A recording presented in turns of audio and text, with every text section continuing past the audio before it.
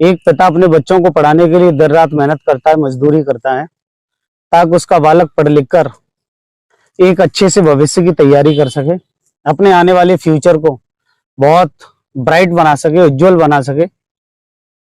इस काम के लिए पूरा परिवार ही मेहनत करता है। लेकिन जब वह बालक अपने मार्ग से भटक जाए तो ना सिर्फ उस बच्चे का सपना टूटता है, बल्कि उससे रिलेट उसके परिवार के जो सदस्य होते हैं, उसके जो माँ बाप होते हैं, उनका भी सपना टूट जाता है।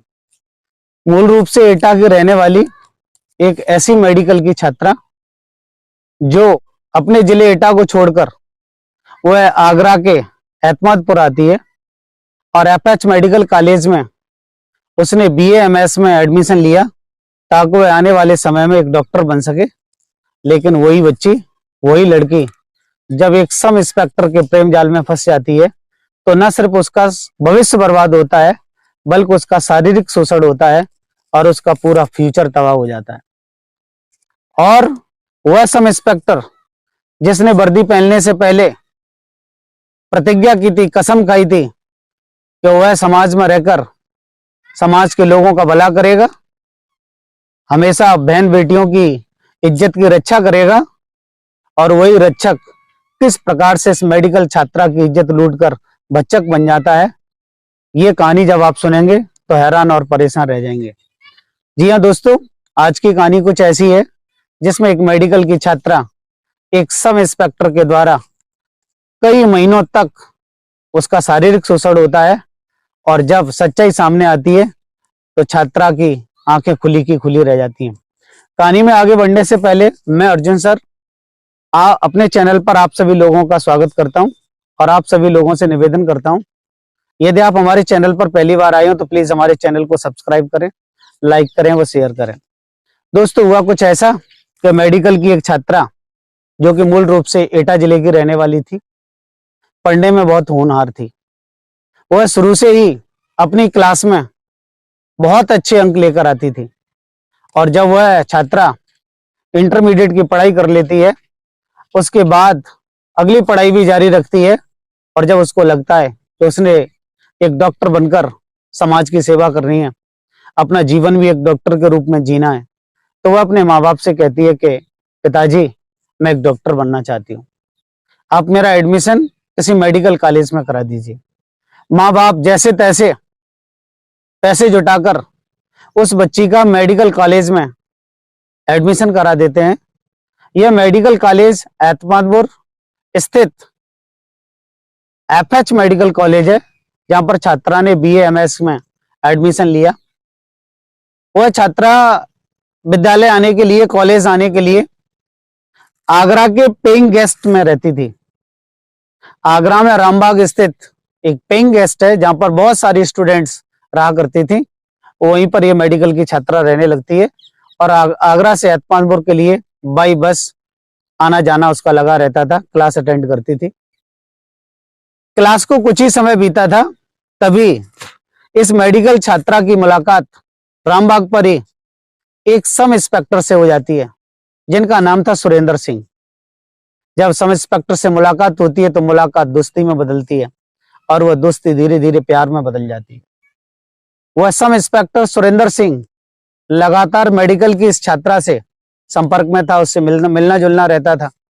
हुआ कुछ ऐसा कि जब सुरेंद्र सिंह रामबाग स्थित पेइंग गेस्ट हाउस में जाता था, तो वहां पर ऑलरेडी पहले से बहुत सारे स्टूडेंट होते थे, और उन स्टूडेंट्स की वजह से मेडिकल की इस स्टूडेंट को और सब इंस्पेक्टर को मिलने में बहुत तकलीफ होती थी। इसलिए उन्होंने ये डिसीजन लिया कि अब वो इस पेइंग गेस्ट हाउस को छोड़कर किसी अपार्टमेंट में एक फ्लैट लेंगे और वहां पर उनका रहना होगा। इसीलिए सुरेंद्र सिंह के अनुसार छात्रा ने सिकंदरा थाने स्थित क्षेत्र में एक अपार्टमेंट में उन्होंने एक फ्लैट लिया और उसी फ्लैट में रहने लगे।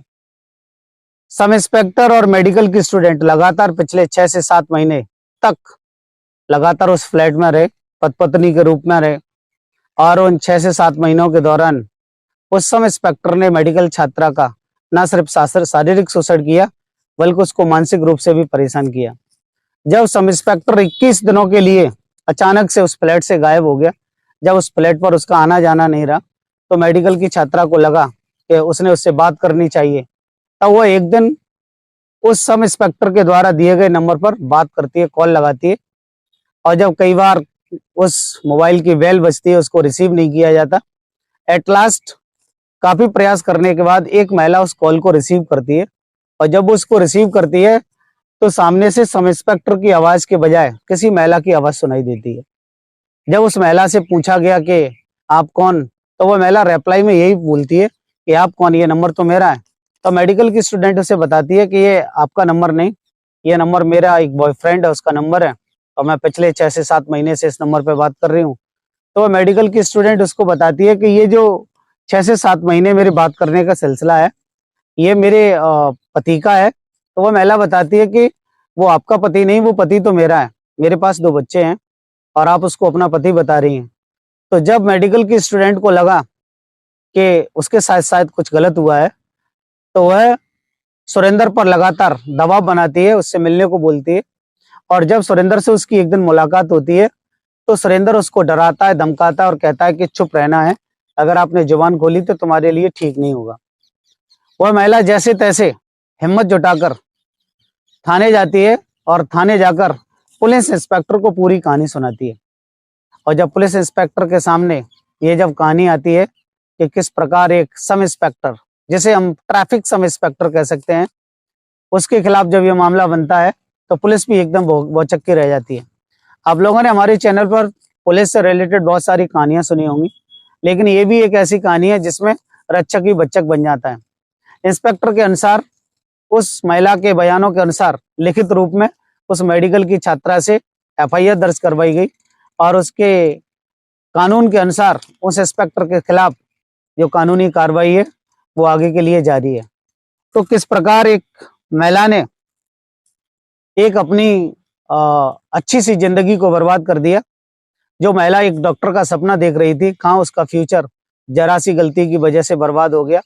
इस कहानी को सुनाने का मकसद किसी को परेशान करना नहीं, किसी को कष्ट देना नहीं, बल्कि समाज को जागरूक करना है। अलर्ट रहें और किसी भी प्रकार के, अगर आप अपने भविष्य निर्माण हेतु किसी भी कोचिंग सेंटर पर या किसी भी अन्य संस्थान में पढ़ाई करने के लिए गए हुए हैं, तो आप अपना फोकस केवल अपनी पढ़ाई पर रखें।